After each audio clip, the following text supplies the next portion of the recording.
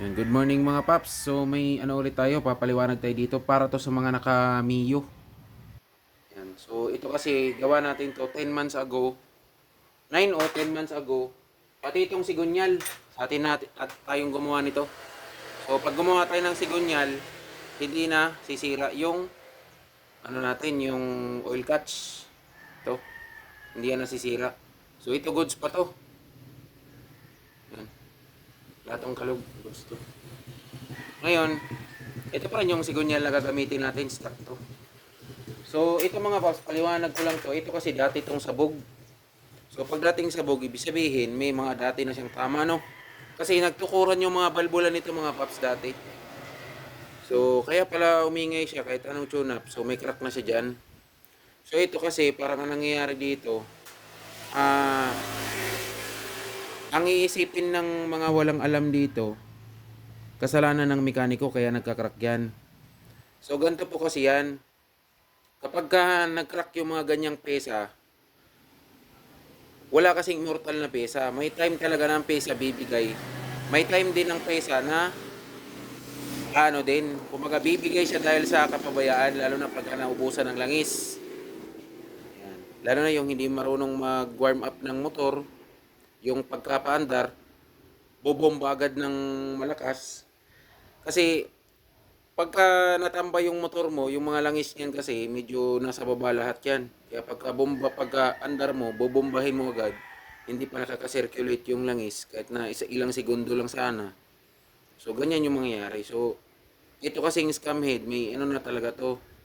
May history na sumabog na siya. Kaya nireset natin dati. Tapos ano na rin siya. Ah, malaki yung side plane nitong rocker arm. Kasi yung sabi nilahan nito dati, tinabas yung dito sa gilid kaya lumaki yung side play. So isa rin yun sa nakakapagpaingay. Yan, malaki yung side play niya yan, oh. Dati na yan mga paps kasi nga tinabas yung dito sa may gilid. So maganda sana yan kung hindi tinabas kasi hindi siya ganyan kalaki yung side play niya. Ngayon, yung scam head din, may history din na ano to na yung napupudpud yung dito, yung pasukan ng rocker arm pin. So sa mga wala kasing alam, ang gagawin niyan isisisi sa mekaniko yung mga ganyang bagay-bagay. Pero pagka mahilig ka kasi sa motor at mahilig ka sa upgrade, alam mo yan na wala talagang pesang immortal lalo pagka medyo pabaya yung gumagamit. Itong black na to mga paps, ito pa rin yung dating sumabog na black. So, wala naman siyang tama, oh. Tingnan nyo. Okay pa naman siya pero kumbaga ano, luma na kasi ito mga paps, kaya papalitan na rin din ni ng may-ari, papalitan na lang din to.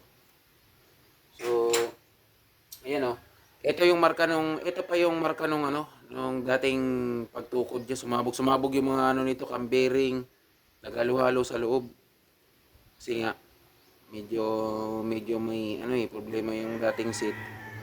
So, ito, tayo na yung nag-set nito, kaya ganito yung itsura niya.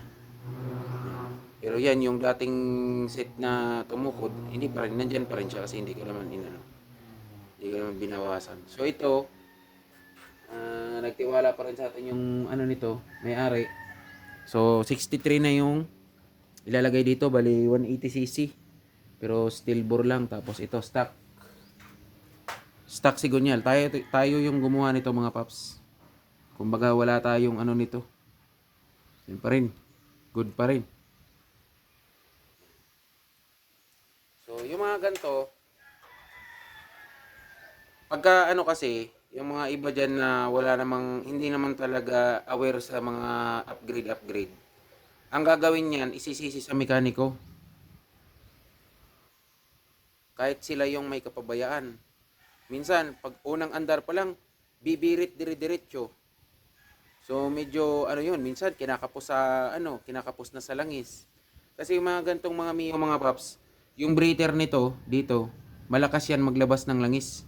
So, bibigyan ko kayo ng example ito. Itong, may Mio tayo dito eh. Ito. Malakas yan maglabas ng langis. Yung breather niya. Ayun oh. So, kailangan, ikaw, may upgrade yung motor mo. Yan, breather yan mga paps, dito yan. May upgrade yung motor mo.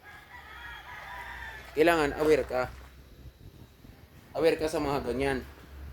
Kasi kapag ka hindi ka sanay sa mga gantong problema, kumbaga iyakin ka, ibibintang mo sa mekaniko lahat ng problema. Tulad ito naman, 10 months na, almost 10 months na ano. So dati na siyang sabog, kung ibibintang mo sa mekaniko yung mga ganto, mga ganyang problema lang, medyo iyakin ka nun kasi alam mo sa sarili mo rin na siguro medyo may kapabayaan ka, abusado ka rin gumamit, di ba? Kaya yung mga mahilig mag-upgrade, alam na nila yan tulad ng owner nito. Alam na nila yan na walang immortal na mga pesa. Pero doon para sa mga balak mag-upgrade ng motor tapos medyo ayaw mo ng mga gantong problema, stay stuck ka na lang. Huwag ka nang huwag ka nang upgrade, mag-stock ka na lang kasi para hindi una-una di ka mapagastos. Kung hindi ka handa sa mga gantong problema, so stay stuck ka na lang. So yun lang naman mga paps.